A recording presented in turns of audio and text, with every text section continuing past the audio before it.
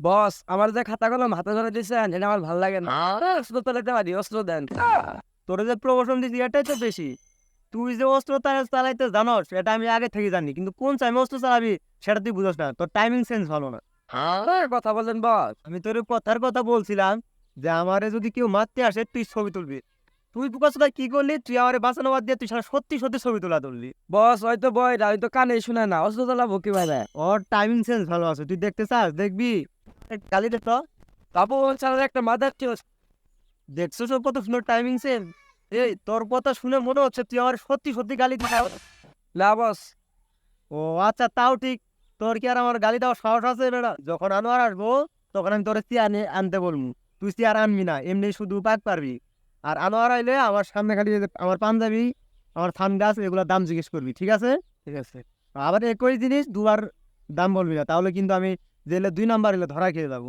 এই সর সর সর, আনোয়ার আসার সময় আছে এখন, আনোয়ার আসবে, সর। আসসালামু আলাইকুম বাবা। ওয়ালাইকুম আসসালাম। আনোয়ার, কেমন আছো? এই তো বাবা, চলতেছে দিনকাল। কি রে বেটা, তুই কি রূপচর্চা করিস নাকি? তো চেয়ার তো আগে থেকে সুন্দর হয়ে যাইতেছে। তুই কি বেসন টেসন মাগস নাকি? মামা আপনি কি যে কোন না, রোদে পুরো পুরো কালা হয়ে যাচ্ছি। বেসন টেসন কই থেকে মাপ? এই আনোয়ার বইতে দে। এ তুই কি এখন দোকানে বসস নাকি? না, কর্মচারী রাখছি না, এখন কি আর দোকানে বসার সময় আছে নাকি? তুই দোকানে ববি না বেটা, তুই সামনে বড় নেতা হবি না, তুই তো পলিটিক্স করস বেটা। ও আপনি তো সব বুঝেনি। ওইটা আমার একটা ইনকামের জায়গা, ওইটা থেকে আমি কিছু টাকা ইনকাম করতে পারি মামা। আরে বেটা, তোর টাকা লাগবে আমারে বলবি না? আমি তোর আপন বাবা ভাই, তোর কত টাকা লাগবে আমারে বলবি, আমি টাকা দিব, সমস্যা নাই। আরে তুই আমার একটা কার্ড নিয়ে দেয় আনতে। না মামা, লাগবে না মামা। আরে না মামা থাক। তোর আপন ব্যাংক না? না মামা থাক, লাগবে না মামা। তুই না থাকবে না, সমস্যা নাই বেটা, আরে না মামা থাকবে। বস, আপনি সানগ্লাসের দাম জানি কত?